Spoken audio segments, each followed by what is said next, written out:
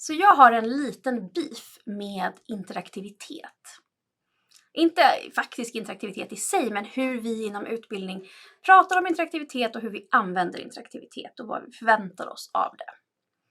Och hur vi prioriterar det i relation till andra faktorer som påverkar lärandet. Så det första är definitionen av interaktivitet. För jag skulle vilja hävda att det finns det jag vill kalla falsk interaktivitet.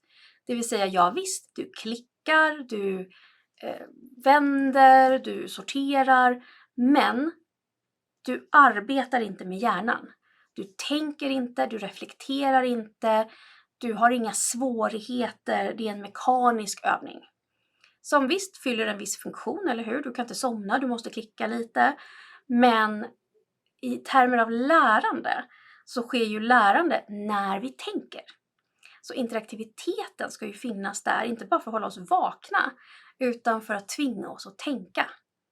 Klart att det kan göra det mer underhållande och sådär, men det spelar ju ingen roll om vi inte tänker. Om vi hade kul men vi inte tänker, ja men då kommer vi komma därifrån glada, men vi kommer inte ha lärt oss så mycket.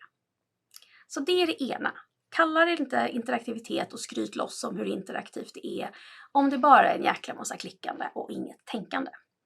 Helst så ska du kunna rättfärdiga varje interaktivitet med någon typ av pedagogisk baktanke. Det andra är att vi prioriterar interaktivitet över saker jag kanske tänker är viktigare. Där jag tycker att vi lägger för lite tid och fokus. För det spelar faktiskt ingen roll hur interaktivt det är om vi inte har uppnått basen.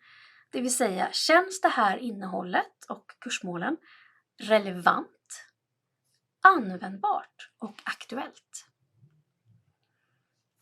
Om vi inte har satt de tre, då behöver vi backa tillbaka till vår behovsanalys. Varför tyckte vi att den här kursen behövdes till att börja med? Det är ju nyckeln till om någonting känns aktuellt, relevant och användbart. Så kolla tillbaka där innan du börjar bygga interaktivitet. Så med detta sagt så skulle jag säga hellre en inte alls interaktiv kurs som känns relevant, användbar och aktuell än en interaktiv kurs som inte känns så. Det här får du jättegärna ha åsikter om. Det är det kommentarerna är till för. Eller så kan du kontakta mig. Känner du också att du kanske vill ha hjälp med något av det här? Ja, men jag driver ju faktiskt ett företag där jag hjälper till med exakt den här sortens grej. Att se till att bygga riktigt bra kurser som fyller en funktion och är relevanta och ger resultat. Så är det någonting du vill prata om? Ja, men då kan du ju höra av dig så kan vi ta ett möte eller något härligt.